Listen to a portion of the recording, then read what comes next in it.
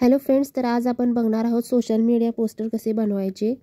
त्यासाठी मी इंस्टाग्राम पोस्टमध्ये जात आहे। बॅकग्राऊंडला पिंक कलरचा बॅकग्राऊंड घ्यायचा आहे। नंतर ॲप्समध्ये जाऊन टाइप ग्रेडियंट हे ॲप्स मी सिलेक्ट करत आहे आणि टेक्स्टमध्ये मी व्ही हे वर्ड लिहित आहे। फॉन्टची साईज तुम्हाला जी हवी असेल तर ते तुम्ही चूज करू शकता। नंतर याचा कलर तुम्ही जो तुम्हाला आवडेल तो ठेवू शकताय। आता मी इथे एक इमेज घेत आहे आणि ती इमेज मी बरोबर मध्ये प्लेस करत आहे। बॅकग्राऊंडला मी ही इमेज प्लेस करत आहे। पोझिशन याची बॅकग्राऊंड पोझिशन जी बॅकवर्ड करायची आहे। नंतर त्याच इमेजचं डुप्लिकेट करायचं आहे आणि ती इमेज क्रॉप करायची आहे।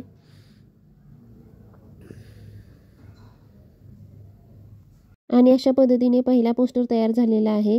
नंतर ॲड पेजमध्ये जाऊन मी एलिमेंट्समध्ये स्क्वेअर शेप घेत आहे।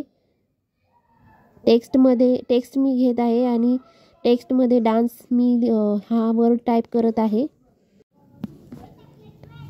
फॉन्ट साइज मी याची इन्क्रीज करत आहे आणि इटॅलिक मी चूज करत आहे।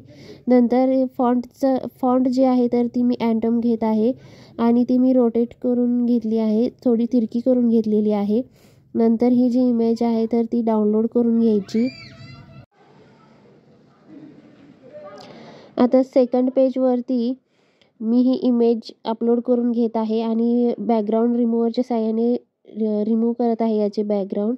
नंतर मी अजून एक स्क्वेअर बॉक्स घेतलेला आहे, त्याचा कलर मी रेड करून घेतलेला आहे। नंतर यामध्ये थोडं येलोइश हा कलर पण त्यामध्ये ॲड केलेला आहे आणि या बॉक्सची जी पोझिशन आहे तर मी ते बॅकवर्ड करत आहे। नंतर डिओटोनमध्ये जाऊन चेरी इफेक्टमध्ये जाऊन मी कलर जे आहे तर ते व्हाईट करत आहे। नंतर डान्सिंग गर्लचा हा जो फोटो आहे तर तो मी सिलेक्ट करत आहे आणि ती बरोबर एकदम मधोमध अशी मी प्लेस करून घेत आहे। याची पोझिशन जी आहे तर ती बॅकवर्ड करून घ्यायची आहे। नंतर याच फोटोचे मी डुप्लिकेट करून घेत आहे आणि ही इमेज मी क्रॉप करून घेत आहे